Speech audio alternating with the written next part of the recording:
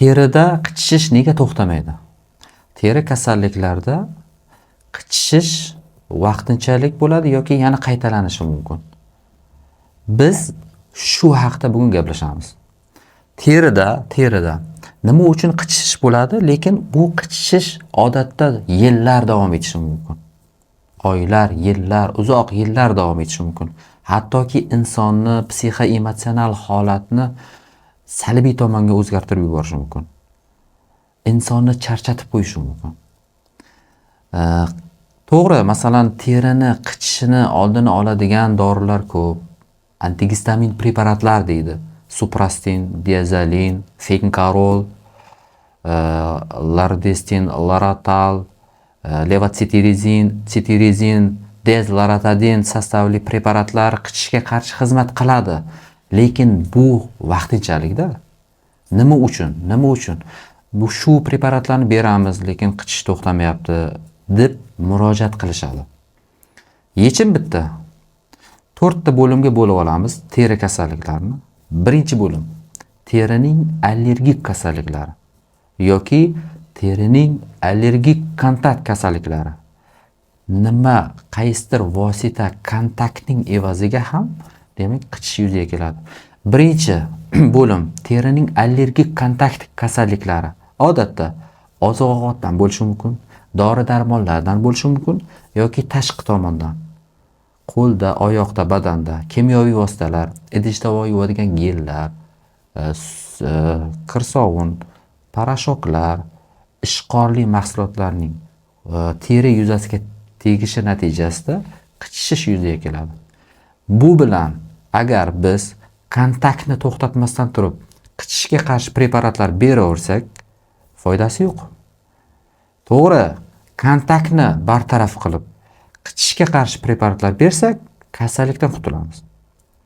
Ikkinchi bo'lim terining virusli kasalliklari, intravirusli kasalliklar, terining virusli dermatoz kasalliklari, masalan, suychichak, qizamiq.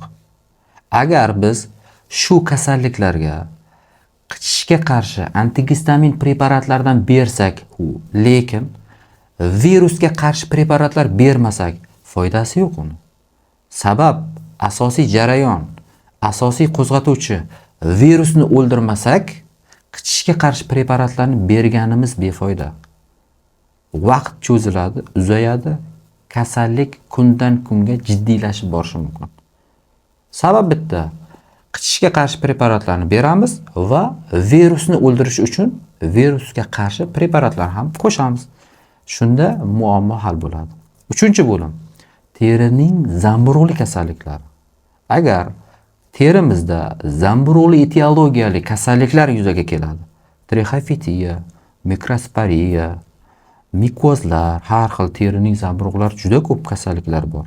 Biz qichish proses bo'ladi, chunki zamburug' tirik organizm bu, terini qitiqlaydi, qichiydi, kuchli qichiydi. Qichishga qarshi preparatlar beryapmiz, suprastin, diazolin, to'g'ri qoldiradi. Lekin siz zamburug'ni o'ldirmasak, zamburug'ga qarshi vositani bermasak, foydasi yo'q.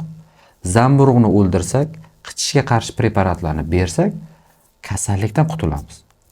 To'rtinchisi, terining parazitar kasalliklari, masalan, qo'tir kasalligi yoki chisotka deyiladi. Agar biz qichishga qarshi preparatni berib turib, agar chisotkani, ya'ni qo'tir kanasini o'ldiruvchi kremdan yoki mazlardan yoki emulsiyalardan foydalanmasak, teri ostida kana bir muddat muzlab turadi. Nervlarini biz antigistamin preparatlar bilan qichishga qarshi nervlarni bloklab turamiz-ku, H1 blokatorlarni. Lekin qichishga qarshi dorining samarasi, ta'siri ketgandan so'ng yana o'sha kanalar terida o'zining patogen faolligini oshiradi. Shuning uchun qichishga qarshi preparatlar beriladi, kanaga qarshi mazlardan foydalanamiz. Ana o'shandan so'ng bu muammolardan qutulishimiz mumkin. Yana bitta bo'lim bor, terining nerv faoliyati bilan asabga bog'liq kasalliklari bor. Bular nevrologik paresteziya yoki neyrodermit kasalliklari. Biz qichishga qarshi dorilar beramiz, lekin asablarni tinchlantiruvchi preparatlardan foydalanmasak, u ham vaqtinchalik. Demak, slabительный, tinchlantiruvchi, uspokоительный deydi. Bo'shashtiruvchi shu preparatlarni qo'shib qichishga qarshi preparatlarni qo'llasak, o'shandan so'ng bu muammolardan ham qutulamiz. Hurmatli obunachilar, kuzatuvchilar, mana yuqorida sanab o'tdik. Nega terida qichish jarayoni to'xtamaydi? Sanab ham o'tdik. Shunday kasalliklar bor. Har bir kasallikning o'ziga yarasha sabablari bor. Xulosa qilamiz. Terida bu kasallikni birinchi navbatda sabablar aniqlashtiriladi. Viruslimi, zamburug'limi, parazitarmi, nerv faoliyatiga bog'liqmi? Kasallikni sababi aniqlashtirilgandan so'ng sabablar bartaraf etilsa, kasallik chekinadi.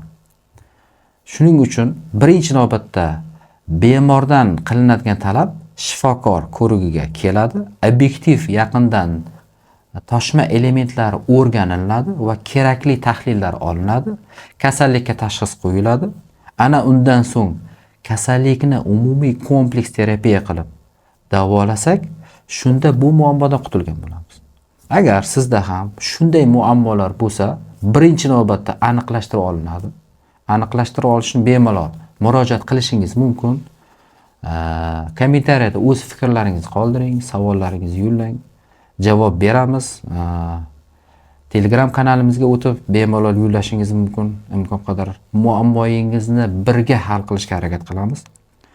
Sizlar bilan men dermatolog Jafar Salikov bo'ldi. E'tiboringiz uchun rahmat. Keyingi videolarga ko'rishgunimizcha xayr, salomat bo'ling.